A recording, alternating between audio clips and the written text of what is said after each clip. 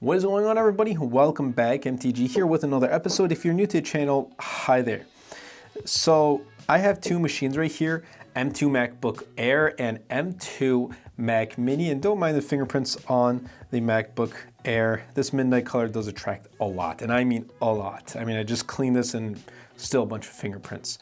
But they're both powerful machines, and these configurations that I have 8 gigs of RAM and 256 gigs of SSD. And I'm telling you guys this at the beginning of the video, just for further reference. If you want to relate to something later on in the video, you know that these are the same configuration. These are the base models for each machine, and I want to talk about them. So without further delay, let's dive right in.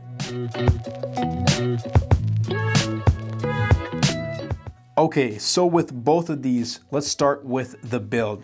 Different built machines. This is a laptop, this is a mini desktop, but I can tell you, great build. They're built sturdy, and if you own any Apple products, or especially one of these two devices, then you know that they're well made. I mean, Mac Mini, I was surprised when I first picked this up.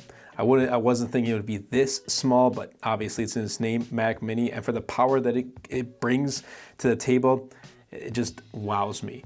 But Mac Mini right here, it continues an old design with 2 Thunderbolt 4 ports, and this is for the M2. This is for the base model, 2 USB-A ports, a gigabit Ethernet, or a 10 gigabit Ethernet, and that's an extra configuration. You can add that if you want or not, and headphone jack right here if you're going to use it.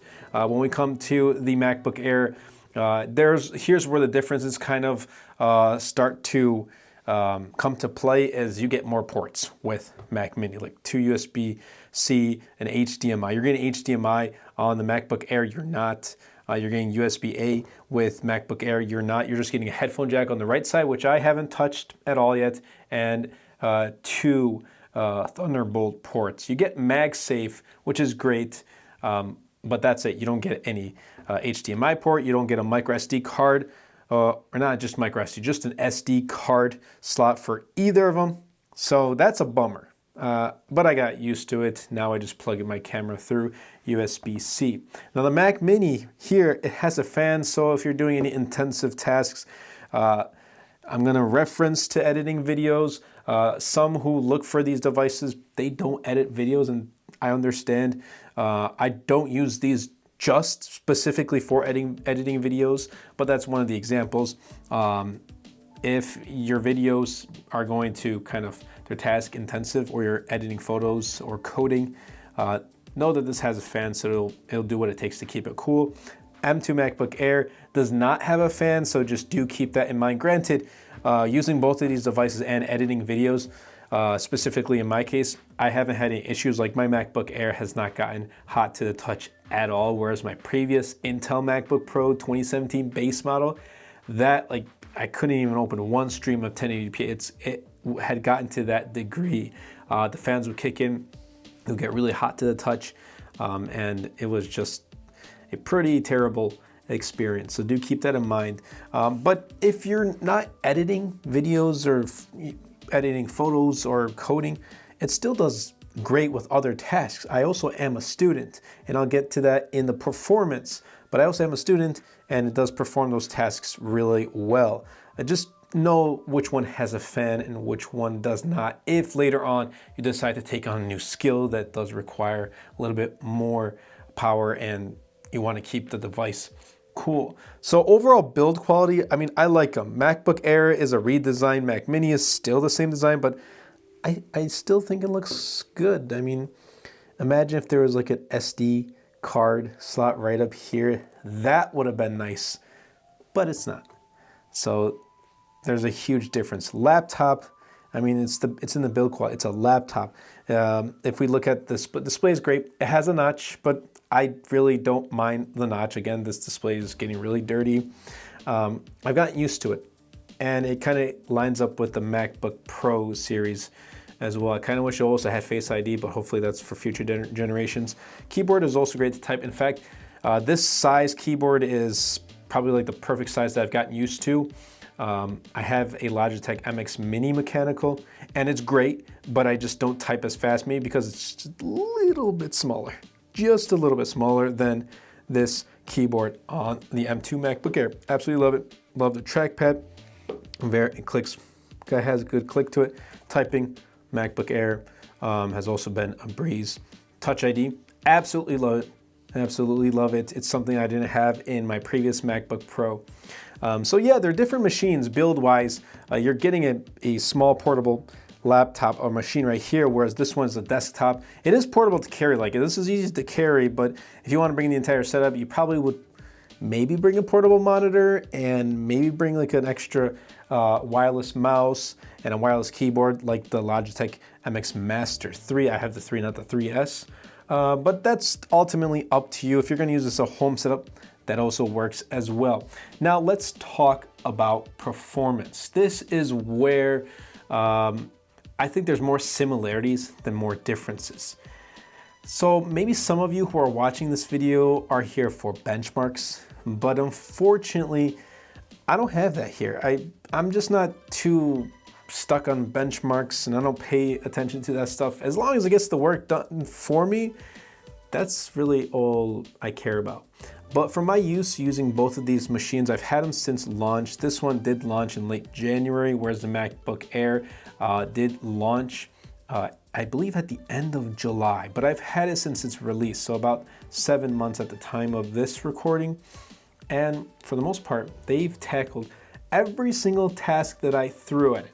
Now, of course, I'm aware that not everyone performs tasks, and I said this before, tasks like video, photo editing, or even coding, but that's why I'm not going to just speak about that. I also want to add in some of the things like schoolwork, Microsoft PowerPoint, although I use Google Suites more often just because it's easier to access, at least in my case.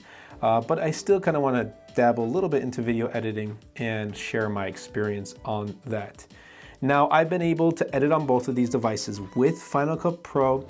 I'm not too hardcore. I'm not doing 4K video recording yet. Let me know in the comments down below if you want to see that. But about 2 to 3 streams of 1080p footage and some transitions and effects. That's really it. I've come to a point where I've been able to pretty much, I've got my setup and style going on in Final Cut Pro, so it also does save me some extra time. And time right now, especially with school ongoing, is one of the biggest things that I need when making these videos. Hopefully when I do graduate, then I will have more time, especially to put more focus into my videos and kind of bring them up a notch in its quality rather than quantity. But neither machine has gotten warm to the touch, and the app has never closed out on its own. Whereas my previous MacBook Pro, yeah, never going to use that again for Final Cut Pro. It would just heat up. Like, I would turn off Final Cut Pro and it would just start heating up. I don't even do anything and it would start to get warm to the touch. So hopefully not going to be looking at that MacBook Pro again.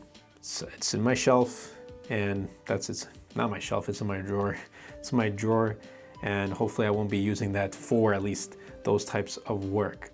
But not only that, I can have a bunch of school tabs open, and that's a big thing for me. Having a lot of school tabs open, working with PowerPoints, Word docs, Excel files, like book files, online PDF book files, all at once.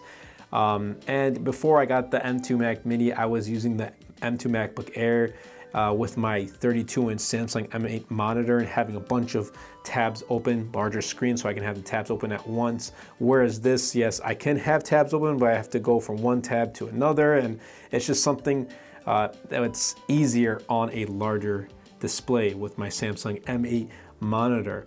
But having a bunch of tabs open, that doesn't break a sweat at all. Now keep in mind, these tasks, they're all done with the base model. I did state that earlier. Base model M2 MacBook Air and base model M2 Mac Mini. And I'm not too focused on the slower SSD. There have been some benchmarks tests done, and yes, it does have a slower SSD. I don't really mind too much. I know that with my current workflow, I don't consider myself a heavy user, at least in this category. If we're talking about smartphones, yes, I am a heavy user. I do have to make sure that I have a powerful device, a device that's going to last me with a pretty good battery. But other than that, I don't really consider myself a heavy user when it comes to these types of things. I know others who are actually on their computer more than myself.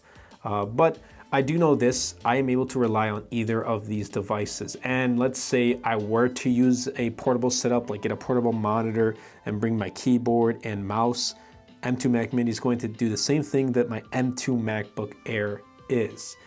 Now, whether your work consists of schoolwork like PowerPoints, Excel and Word files, coding, web developing, those who want to develop web, maybe you're going to run your business, do Amazon drop shipping or Amazon FBA and get everything done here, photo or video editing, maybe you're one of those people because, I mean, you may be, you may not. So both devices are reliable in that case. There may be other instances or examples of work that you can do that I haven't mentioned. Pretty much I'm summing it up here. Those types of works are going to get the job done. It's where you start looking for more like super duper intensive work, like 8K video recording with like 15 streams, or maybe I'm exaggerating a little too much here. Those types of work, then I would consider either a higher end model or just a completely different machine. It all depends on your workflow. That's the important thing. You need to know if these devices are for you. And that's the third thing I want to talk about. Who are these devices for? Now, I'm a student and I also make YouTube videos, but I think students can use both. And you're going to ask, why both? Why would a student use a Mac Mini? I mean, this M2 MacBook Air, it's portable, it's a laptop, it's something students can carry from one class to another. Well, for one, not all students, they're not in person, they're online. Example is me.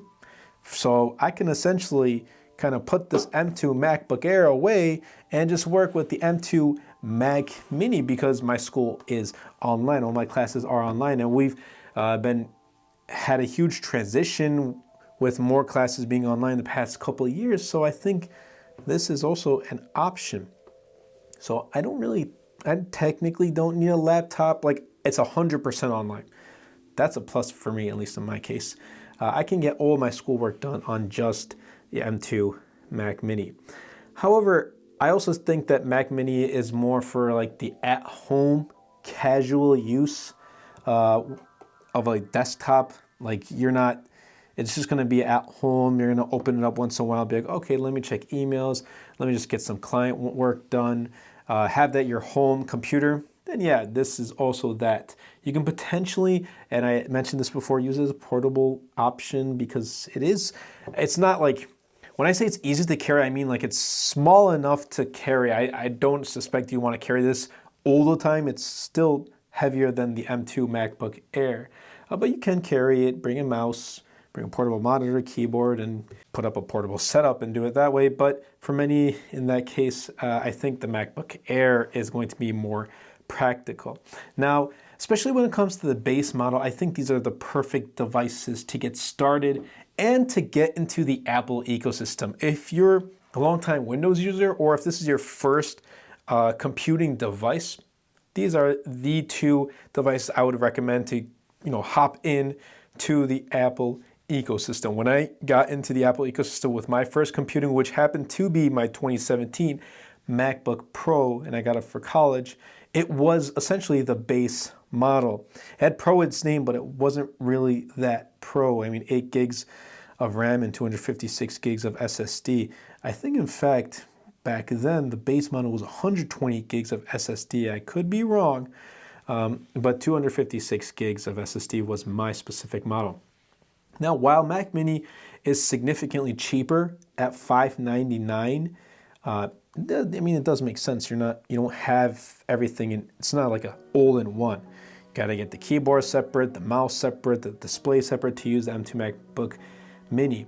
MacBook Air, it does offer that portability. That is something especially students look for, even if it's $1199.